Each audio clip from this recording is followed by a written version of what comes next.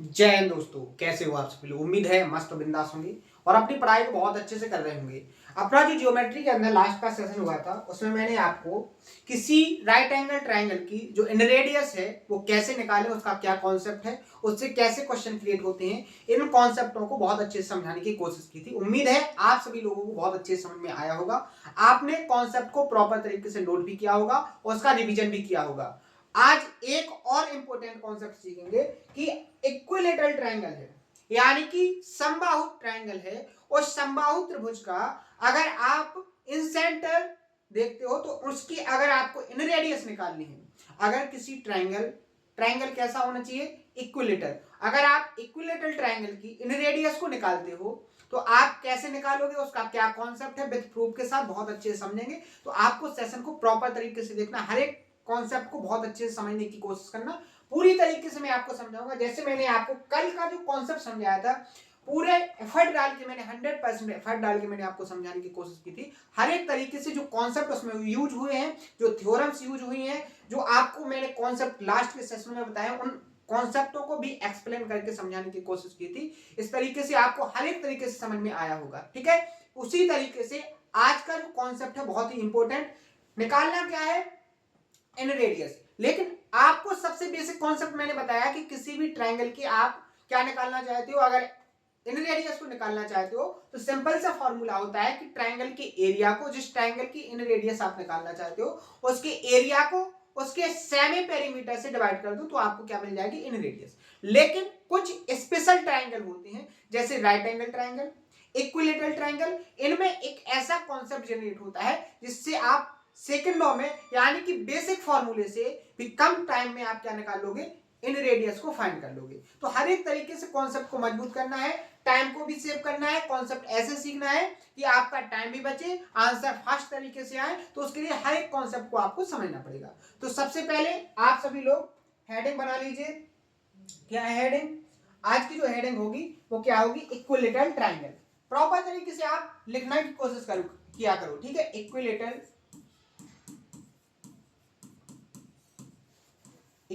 Triangle. Hindi वाले लिख सकते हैं इसको क्या, समबाहु त्रिभुज। हिंदी वाले क्या लिखेंगे इसको,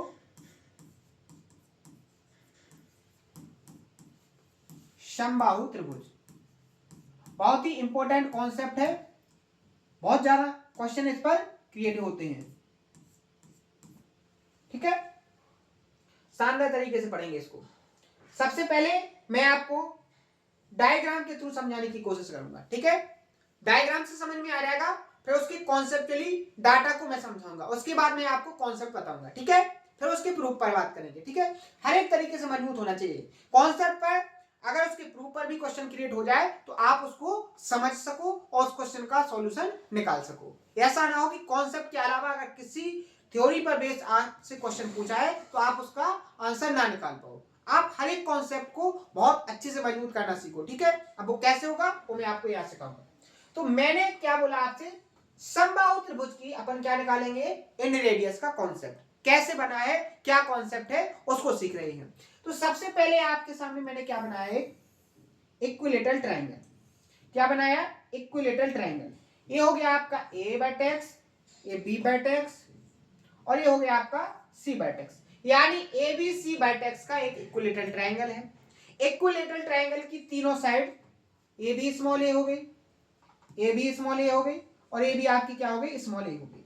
यानी कि ए साइड का एक एबीसी इक्विलेटरल ट्रायंगल बनाया गया है, जिसका अपन को क्या है, इन रेडियस का कॉन्सेप्ट फाइंड करना है। ठीक है, अब इन रेडियस क्या होती है, इन रेडियस क्या होती है, इन सर्कल की जो रेडियस होगी वही इन रेडियस कहलाएगी।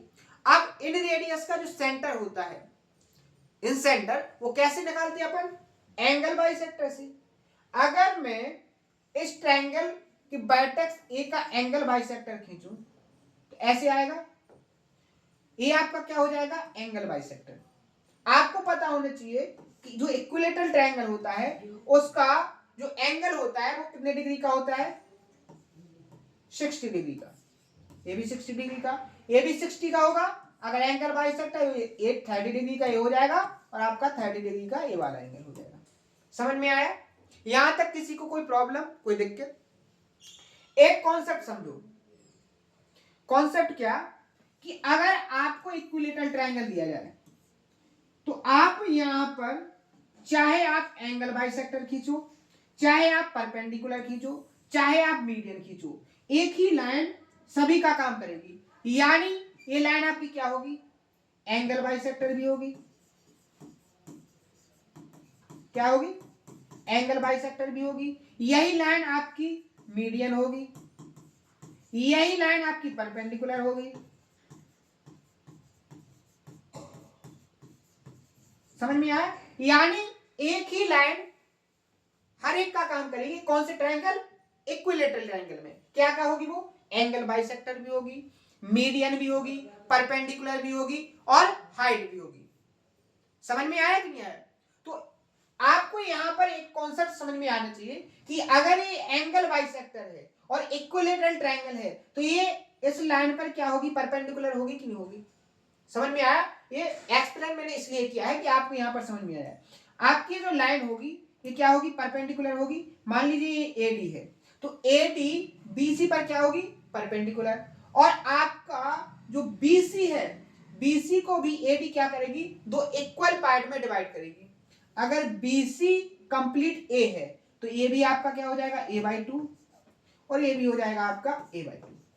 ठीक है? इस पर यहां पर आपका क्या है? इन सेंटर यानी कि आई। यहां तक किसी को कोई प्रॉब्लम, कोई दिक्कत तो नहीं है? अब देखो आगे समझो, आगे समझो। यहां से ये वाली जो डिस्टेंस होगी, यहां से ये वाली जो डिस्टेंस है ये आपकी क्या होगी? स्मॉल आर इन रेडियस होगी कि नहीं होगी? दूसरी बात समझो, आपका एडी अगर मीडियन भी है, सीबीएन भी है, एंगल बाइसेक्टर है, परपेंडिकुलर भी है, तो इसी लाइन पर आपका इंसेंटर होगा और इसी लाइन पर आपका सरकम सेंटर होगा, इसी लाइन पर आपका सेंट्रोइड होगा और इसी लाइन पर आपका ऑर्थो सेंटर होगा। यानी एक ही पॉइंट पर आपके चारों सेंटर होंगे। इन सेंटर यानी कि अंतःकेंद्र, सरकम सेंटर यानी कि परिकेंद्र, सेंट्रोइड यानी कि केंद्रक, ऑर्थो सेंटर यानी कि लंब केंद्र। यानी आप कह सकते हो कि जो इक्विलेटरल ट्रायंगल होता है, इक्विलेटरल ट्रायंगल में एक ही पॉइंट पर आपके चारों सेंटर्स होते हैं। समझ में आया कि नहीं आया? तो यहां देखो, अगर बात करेंगे इन सेंटर से क्या बनेगी? आपकी इन रेडियस भी बनेगी, इन सेंटर से आपकी सरकम रेडियस भी बनेगी। तो आपकी इस पॉइंट से नीचे यहां तक डी तक आईडी आपकी क्या हो जाएगी? यहां पर इन रेडियस। और यहां ए से लेके आई तक की जो डिस्टेंस होगी ये आपकी क्या हो जाएगी? सरकमटेंस यानी कि परित्रिज्या। क्या हो जाएगी? सरकम रेडियस। ठीक है? ये आपकी क्या हो जाएगी? सरकम रेडियस। अब देखो सरकम रेडियस का कॉन्सेप्ट क्या है, कैसे बनता है, अपन आगे बहुत अच्छे से डिटेल में पढ़ेंगे, लेकिन यहां थोड़ा उस कॉन्सेप्ट को अपन रिकॉल करेंगे, उस कॉन्सेप्ट को यहां थोड़ा समझेंगे, क्योंकि उस कॉन्सेप्ट से इन सेंटर, इन रेडियस और सरकम रेडियस से एक मिक्स कॉन्सेप्ट बनता है, वो आपको यहां बहुत आसान तरीके से समझ में आएगा। अब देखो सरकम सेंटर क्या बनता है, जैसे ट्रायंगल है तो इस ट्रायंगल के जो तीनों बाइटेक्स हैं, तीनों बाइटेक्स से इक्वल डिस्टेंस पर, तीनों बाइटेक्स पर किसे जो इक्वल डिस्टेंस पर जो पॉइंट होगा ये आपका क्या कहलाता है? सरकम सेंटर। यानी ये तीनों डिस्टेंस कैसी होती हैं? इक्वल होती हैं। यानी किसी ट्रायंगल के तीनों बाइटेक्सों से इक्वल दूरी पर जो पॉइंट होता है वो पॉइंट आपका क्या कहलाता है? सरकम सेंटर। क्या कहलाता है? सरकम सेंटर। और बाइटेक्स से सरकम सेंटर तक की जो डिस्टेंस होती है वो आपकी क्या होती है? सरकम रेडियस यानी कि कैपिटल आर। क्या होती है? Capital R. समझ में आया? अब देखो एक और समझो, बात करेंगे सेंट्रोइड की। अगर कोई ट्रायंगल है, क्या है? कोई ट्रायंगल है, तो इस ट्रायंगल की अगर आप तीनों मीडियन निकालो, क्या निकालो, तीनों मीडियन निकालो, और ये जिस कॉमन पॉइंट पर एक दूसरे को इंटरसेक्ट करें वो पॉइंट आपका क्या हो जाएगा यहाँ पर, सेंटर। तो यहाँ केवल 3 कॉन्सेप्टों को आपको समझना है कि अगर ट्रायंगल के तीनों वर्टेक्सों से इक्वल दूरी पर, इक्वल डिस्टेंस पर जो पॉइंट होगा वो आपका क्या कहलाएगा, सर्कमसेंटर, और जो तीनों मीडियन के कॉमन पॉइंट होगा, इंटरसेक्ट पॉइंट, वो आपका क्या कहलाएगा, सेंट्रोइड। दो कॉन्सेप्ट, सेंट्रोइड हमेशा मीडियन को क्या करता है, 2:1 में डिवाइड करता है, यानी ऊपर का जो रेशियो होगा 2 और नीचे क्या होगा 1। यानी ये अगर ए बी सी आपका एक ट्रायंगल है और एडी आपकी मीडियन है, तो एडी मीडियन को एजी रेशियो जीडी का जो रेशियो होगा वो क्या होगा, 2:1 होगा। अभी क्यों होता है, कैसे निकलता है, इसको अपन जब सेंट्रोइड पढ़ेंगे तब समझेंगे, ठीक है। लेकिन अभी आपको केवल इतना बेसिक इंफॉर्मेशन याद रखना है कि आपका जो सर्कम रेडियस होगी वो कहां से कहां तक की दूरी, बायटेक्स से सर्कम सेंटर तक की distance, capital R circum radius. Centroid आपका क्या है, ट्रायंगल की तीनों मीडियन जिस कॉमन पॉइंट पर एक दूसरे को इंटरसेक्ट करती हैं वो पॉइंट आपका क्या हो जाता है यहाँ पर, सेंट्रोइड, ठीक है, समझ में आ गया। अब यहां पर देखो, यहां देखो, ये आपकी ए से आई तक की डिस्टेंस क्या होगी, कैपिटल आर, क्योंकि इसी पॉइंट पर आपका आई है, इसी पर ओ है, इसी पर जी है, इसी पर एच है। यहां आई से डी तक की जो डिस्टेंस है वो क्या हो जाएगी यहां पर, स्मॉल आर। बात समझ में आई। अगर मैं बात करूंगा इसके रेशियो की, किसकी बात करूंगा, रेशियो की, ये आपका क्या हो गया, स्मॉल आर। तो ये जो ए आई से आई डी का रेशियो होगा ये क्या होगा, 2:, क्या होगा, 2:1 होगा कि नहीं होगा। बात समझ में आई। यानी कि ए आई से आई डी का रेशियो क्या होगा, 2:1, क्योंकि आपका इस पॉइंट पर क्या है, सेंट्रोइड, और सेंट्रोइड मीडियन को क्या करता है, 2:1 में डिवाइड करता है। समझ में आया कि नहीं आया। अब आप यहां देखो, आप यहां देखो, आपको एक ट्रायंगल दिया है, यहां देखो अलग से मैं समझाऊंगा आपको। ये ट्रायंगल है आपका, ठीक है। इस ट्रायंगल में देखो ये आपका एंगल बाइसेक्टर है और यही परपेंडिकुलर है, यानी 90 डिग्री का, ठीक है। इक्विलेटरल ट्रायंगल तो ये 60 डिग्री का हो गया, ये आपका 30 का हो गया और ये 90 का हो गया। अगर आपका ये ए है और ये a/2 है, तो मैं आपसे पूछूं कि इसकी लेंथ क्या होगी, तो एक तो आप निकाल सकते हो कैसे, इस ट्रायंगल में पाइथागोरन प्रमेय लगा के। एक मैंने बताया था जब भी 30, 60, 90 का ट्रायंगल बनता है तो इनकी साइड के बीच जो रेशियो होता है वो क्या होता है, sin 30 की वैल्यू 1/2, sin 60 की वैल्यू √3/2 और sin 90 की वैल्यू 1। अगर रेशियो लोगे तो क्या हो जाएगा, ये 2 यहां पहुंच जाएगा, तो आपका रेशियो क्या आ जाएगा, यहां से 1:√3/2। बात समझ में आई, ठीक है। आप यहां देखो 90 के सामने यहां पर a है, तो आपका 30 के सामने यहां क्या होगा, a/2, यानी अगर यहाँ a है, अगर 2 होता तो यहाँ क्या होता, आधा होता कि नहीं होता, यहां हो गया a/2, तो यहां क्या होगा, a/2 इंटू √3, यानी ये जो लेंथ होगी वो क्या निकल के आएगी, √3a/2। समझ में आया। इसी कॉन्सेप्ट से मैं आपसे क्वेश्चन करूं कि यहां पर जो AD की लेंथ होगी वो क्या होगी, √3/2a। समझ में आ गया। डायग्राम में मैंने जो डाटा सेट किया है, इस डाटा को समझने में किसी को कोई प्रॉब्लम तो नहीं है, उम्मीद है किसी को कोई प्रॉब्लम नहीं होगी। हर एक स्टूडेंट को बहुत अच्छे से समझ में आ गया होगा कि जो मैंने डाटा यहां पर सेट किया है, जो डाटा डिनोट किया है डायग्राम में, हर एक डाटा का आपको सेंस पता होगा, मतलब पता होगा कि कहां पर कौन सा पॉइंट डिनोट किया है, उसका अर्थ क्या है, ठीक है। यहां तक क्लियर हो गया सबका, आगे बढ़े। अब चलते हैं पर अपने मेन पॉइंट पर, इन रेडियस निकालने के लिए। किसके लिए, इन रेडियस निकालने के लिए। सबसे पहले आप यहां देखो, अगर मैं ट्रायंगल ABC के एरिया की बात करूं, यानी कि अगर मैं डेल्टा की बात करूं, डेल्टा क्या है, ट्राइंगल ए बी सी का एरिया, तो क्या होगा 1/2 बेस इंटू हाइट, बेस आपका क्या हो जाएगा ए, हाइट अपनी क्या हो जाएगी √3/2 इंटू ए। देखो ये ठीक है। यहां जब आप सॉल्व करोगे तो डेल्टा की जो वैल्यू होगी वो क्या होगी √3/4 इंटू ए स्क्वायर, ए इंटू ए स्क्वायर। बात समझ में आई। एरिया आपको मिल गया, इक्विलेटरल ट्रायंगल का एरिया क्या मिल गया यहां पर √3/4 इंटू ए स्क्वायर। ठीक है। यहां पर देखो, अगर मैं आपसे पूछूं कि कैपिटल आर और स्मॉल आर का रेशियो क्या होगा, तो आपको बहुत अच्छे से दिख रहा होगा डायग्राम में, क्या होगा 2:1। समझ में आया। सर्कम रेडियस और इन रेडियस का रेशियो क्या होता है 2:1।